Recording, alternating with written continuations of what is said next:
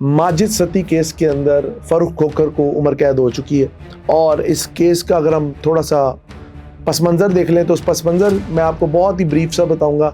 ये एक पीटीआई की बड़ी ही नोन शख्सियत थे माजिद सती साहब। इनके साथ जायदाद या पता नहीं कारोबारी लेन देन के ऊपर इनका कत्ल हुआ और उसके ऊपर फ़ारूक खोखर साहब को अगर देखा जाए तो इस वक्त पाबंद सलासल हैं और उम्र कैद हो चुकी है।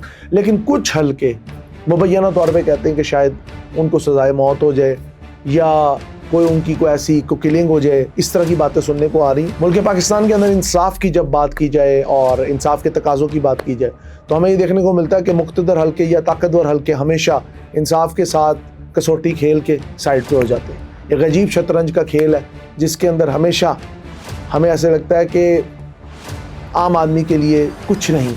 लेकिन दूसरी जानिब अगर देखें फ़ारूक खोखर जो कि खोखर बरादरान और खोखर फैमिली जो है पिंडी की उससे बहुत उसके एक बड़े डोमिनेटेड नेम है, बड़ी उनकी ज़मीनात हैं, बड़े उनकी कारोबार हैं, बड़ी गाड़ियाँ हैं और एक तरह का डॉन का उनका बिहेवियर है।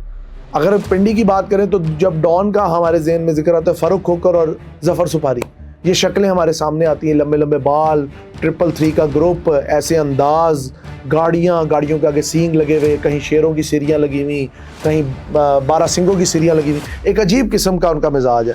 लेकिन इस वक्त रिपोर्ट्स ये हैं कि फ़ारूक खोखर को अदालत के अहाते से या बाहर से गिरफ़्तार किया गया और उनको उम्र कैद दी गई है। उम्र कैद आपको पता है 26 से 27 साल के लगभग होती है। वो दिन रात का एक कॉन्सेप्ट होता है, पता नहीं इसमें एप्लीकेबल होगा या नहीं। लेकिन किस्सा मुख्तसर ये है कि माजिद सती साहब के कत्ल के केस में उनके घर वाले बहुत खुश हैं। लेकिन अब सुनने में ये भी आ रहा है कि मुबैना हल्के ये भी कह रहे हैं कि शायद इसके पीछे कोई सीसीडी वाला हो या तीफी बट वाले अंदाज में उनको भी आप समझते हैं मिसाल बना दिया जाए। लेकिन इसके अंदर कुछ चीज़ें हैं जो मैं कहूँगा इस केस के अंदर कहा जा रहा है कि फ़ारूक खोखर का शूटर से डायरेक्ट रब्ता था। कुछ लोग कह रहे हैं जी फ़ारूक खोखर ने सिर्फ सलाह मशवरा किया था।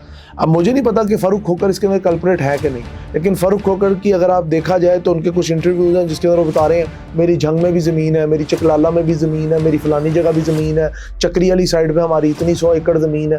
मेरी समझ से बाहर है एक आदमी जिस बंदे का लग्जरी लाइफस्टाइल रहा है, जिस बंदे ने जब तक वो हुकूमती बेंचेस के साथ था, पीपल्स पार्टी के साथ था, ये सारे केसेस पहले भी उन्होंने जेलें काटी, इसमें कोई शक नहीं है।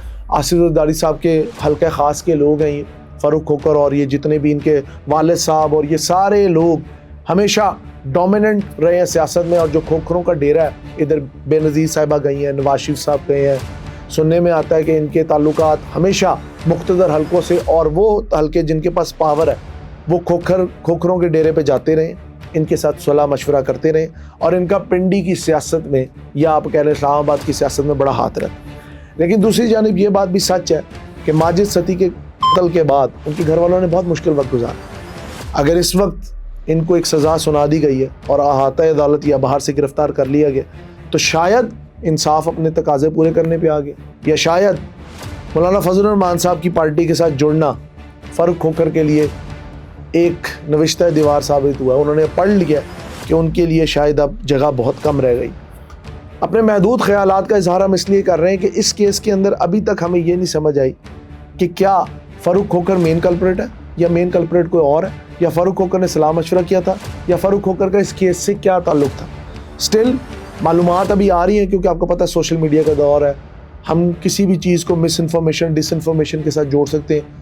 कोई पता नहीं कौन सी पोस्ट असली है कौन सी पोस्ट जाली है। लेकिन फ़ारूक खोखर इस वक्त पाबंद सलासल है, पुलिस उन्हें ले जा चुकी है। उनका जो 333 ग्रुप है वो भी खामोश है। ऐसे लगता है कि जैसे हुकूमतें इरादा कर चुकी हैं कि अब जो लोग किसी वक्त में इतने पावरफुल होते थे कि जब वो सड़कों पर निकलते थे तो लोग सांस रोक लेते थे, शायद उनको रोकने का वक्त आ चुका है और फ़ारूक खोखर का चैप्टर अब ख़त्म होने को है। अपना कीमती फीडबैक हमें ज़रूर दीजिएगा क्योंकि इससे हमारी बहुत आगाही होती है। बहुत शुक्रिया।